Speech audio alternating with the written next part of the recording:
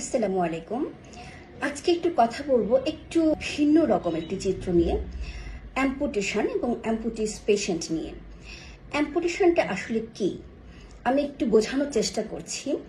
Surgical কোনো রিমুভালের মাধ্যমে যদি কোনো অঙ্গ বিচ্ছেদ হয়, আপার লিম্ব অথবা লোয়ার লিম্বের ভেতরে যদি কোনো একটি অংশকে সার্জিক্যাল রিমুভালের মাধ্যমে কেটে ফেলে দিতে হয়, অর্থাৎ লোয়ার লিম্ব হতে পারে, আপার লিম্ব হতে পারে আপনার কনুয়ের নিচ থেকে অথবা কনুয়ের উপর পর্যন্ত। আর লোয়ার লিম্বের ক্ষেত্রে আপনার যে নি জয়েন্ট আছে, বিলো দ্য নি জয়েন্টস অথবা অ্যাবাভ দ্য নি জয়েন্টস, সামটাইমস যে টোস আছে অর্থাৎ আঙ্গুলগুলো যেগুলো আছে, পায়ের আঙ্গুল কেটে ফেলে দিতে হয় অনেক সময়, হাতের আঙ্গুল, এই ধরনের অ্যাম্পুটিস পেশেন্টও দেখা যেতে পারে।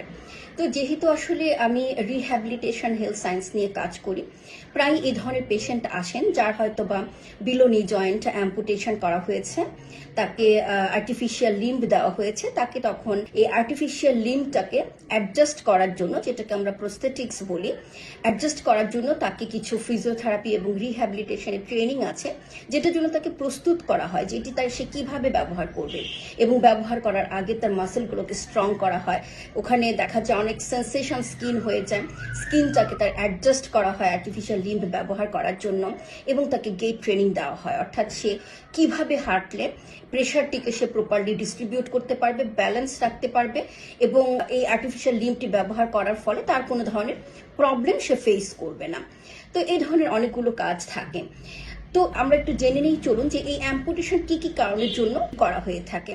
যেমন যদি তার কোনো অ্যাক্সিডেন্টাল কজেস থাকে, দ্যাট মিনস ট্রমাটিক কজ, সে ট্রাক, বাস অথবা রিক্সা যেতে গিয়ে অ্যাক্সিডেন্ট হয়েছে, তার পাটিকে কেটে ফেলে দিতে হচ্ছে ইনজুরির জন্য। দ্বিতীয়ত যেটা হতে পারে, যারা ডায়াবেটিক পেশেন্ট, যেহেতু তাদের ডায়াবেটিক এই পেশেন্টদের ব্লাড সার্কুলেশনের একটা প্রবলেম হয়, এবং এই ডায়াবেটিসের জন্য যে কোনো ধরনের আলসার হলে সেটা খুব সহজে শুকোতে চায় না, এবং পরবর্তীতে মাসল থেকে বোনসে চলে যায়, এবং বোনস থেকে যখন সামটাইম সিভিয়ার ইনফেকশন হয়ে যায়, যখন তাকে দেখা যায় যে কোনো একটি অংশ তার রিমুভাল করতে হচ্ছে সার্জিক্যাল প্রসিডিউরের মাধ্যমে।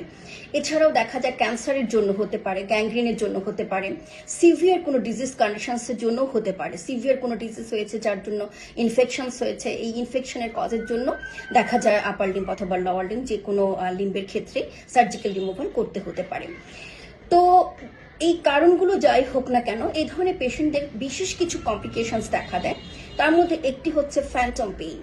ফ্যান্টম পেইন হতে পারে, তার সাইকোলজিক্যালি তারা খুবই উইক হয়ে যায়, মাসেলগুলো উইক হয়ে যায়, তারা সমাজে অ্যাডজাস্ট করতে তাদের এই রিহ্যাবিলিটেশনটার জন্য অনেক সময় নিয়ে নেয়, এবং সামটাইমস দেখা যায় যে এভাবে অ্যাডজাস্ট হলেও তারা আসলে মানসিকভাবে ভীষণভাবে দুর্বল হয়, মানুষের সামনে যেতে চায় না। This type of problem May arise in the society.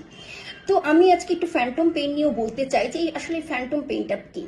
এটা হচ্ছে আপনার নার্ভাস সিস্টেম চেঞ্জের কারণে এই পেইনটা হয়, এবং এটা অনেকটা ইমাজিনারি পেইন। তো এই পেইনটা কেন হচ্ছে, যেমন আমি ধরে নিলাম যে বিলো নি জয়েন্ট একটা পেশেন্টের অ্যাম্পুটেশন হয়েছে। তো সেই অ্যাম্পুটি পেশেন্ট, তার অ্যাঙ্কেল জয়েন্ট নেই, তার পায়ের আঙ্গুল নেই, পায়ের পাতা নেই, বাট পেশেন্ট আপনাকে কমপ্লেইন করছে তার পায়ের পাতাতে পেইন হচ্ছে, তার আঙ্গুলে পেইন হচ্ছে, তার অ্যাঙ্কেল জয়েন্টে পেইন হচ্ছে, এবং নি জয়েন্টের নিচে তার সে বলছে যে আমার পায়ে লেগ যেটাকে আমরা বলি যে সেখানে আমার পেইন হচ্ছে। Actually what will be the patient will done, অর্থাৎ এই যে এই ধরনের প্রবলেমগুলো পেশেন্ট ফেস করছে, পেশেন্ট কিন্তু এই যে ইমাজিনারিতে তার যে পেইনটাকে সে বলছে, this is true, actually true, because এটা তার নার্ভাস সিস্টেমের যে চেঞ্জ হয়েছে সেটার জন্য এই পেইনটা তার তৈরি হয়েছে।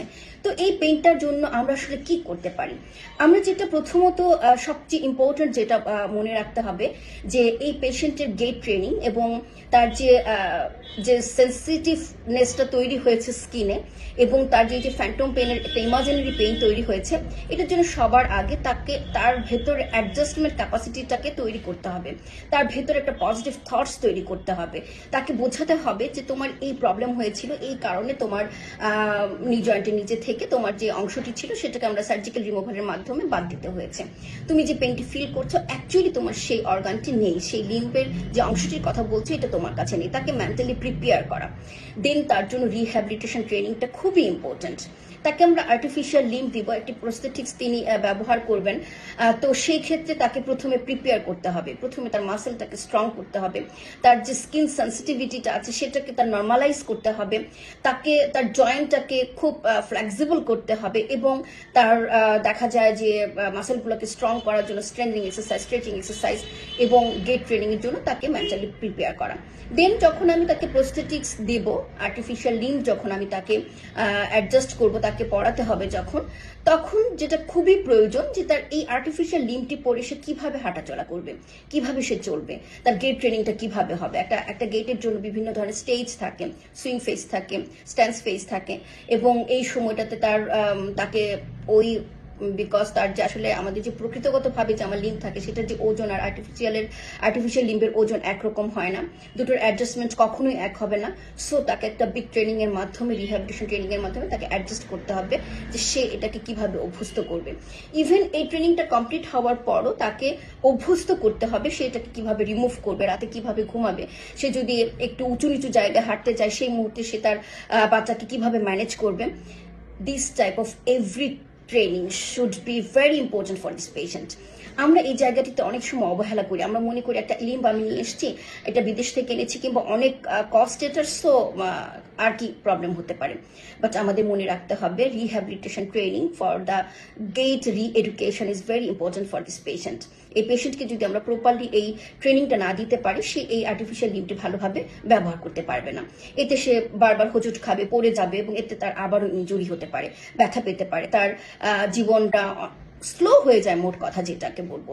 সো আমরা ভীষণভাবে ইম্পর্টেন্সই দিব যে অ্যাম্পুটেশন পেশেন্টগুলো যখন আমাদের কাছে আসবে তাদের গেট ট্রেনিংটা অনেক ইম্পর্টেন্ট। ধন্যবাদ জানাচ্ছি। আজকের জন্য সুস্থতা কামনা করছি সবার।